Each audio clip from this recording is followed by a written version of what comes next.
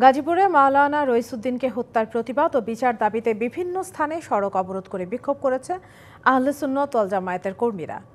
চট্টগ্রামের মুরাদপুরে সংঘর্ষ চলাকালে পুলিশের সাথে বিক্ষোভকারীদের দফায় দফায় সংঘর্ষ হয়। এ সময় টিয়ার গ্যাস নিক্ষেপ ও লাঠিচার্জ করে পুলিশ।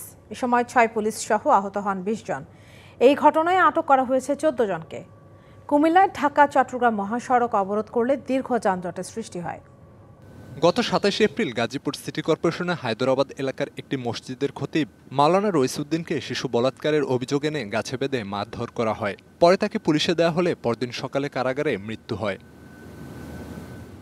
এর প্রতিবাদ ও বিচারের দাবিতে সোমবার সকালে চট্টগ্রামের মুরাদনগর, অক্সিজেন মোড় সহ বিভিন্ন সড়ক অবরোধ করে বিক্ষোভ শুরু করে আহলে সুন্নাত ওয়াল জামাত। এতে স্থবির হয়ে পড়ে পুরো চট্টগ্রাম। মুরাদপুরে পুলিশ বাধা দিলে সংঘর্ষের রণক্ষেত্র পরিণত হয় এলাকা। টিয়ারশেল ও লাঠিচার্জ করে পুলিশ তাদের সরিয়ে দিলে জামে আহমদিয়া সুন্নিয়া মাদ্রাসা ও রেললাইনের দিকে অবস্থান নেন বিক্ষোভকারীরা। সেখানে দ্বিতীয় দফায় সংঘর্ষ হয়। এতে আহত হয় বেশ কয়েকজন। আলেমকে যেভাবে হত্যা করা হয়েছে এটা তো আমাদের অধিকার।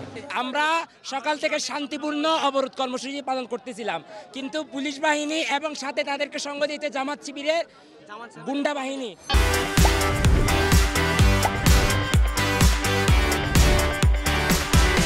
ওরা ইট পাটকেল মারতেছিল আমাদেরকে। আমরা আমাদের জাস্টলি আমাদেরকে নিজেদের প্রোটেকশন করার জন্য এবং এই রাস্তা যাতে ব্যারিকেড না দিতে পারে সেটা জনসাধারণের স্বাভাবিক চলাফেরার জন্য আমরা তাদেরকে প্রতিহত করেছি।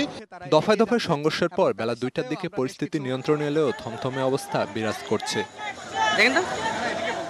একই দাবিতে সোমবার সকাল 10টার দিকে কুমিল্লার পদুয়াবাজার বিশ্বরোড এলাকায় ঢাকা চট্টগ্রাম মহাসড়ক অবরোধ করে সংগঠনের কর্মীরা। এতে দীর্ঘ যানজটের সৃষ্টি হয়।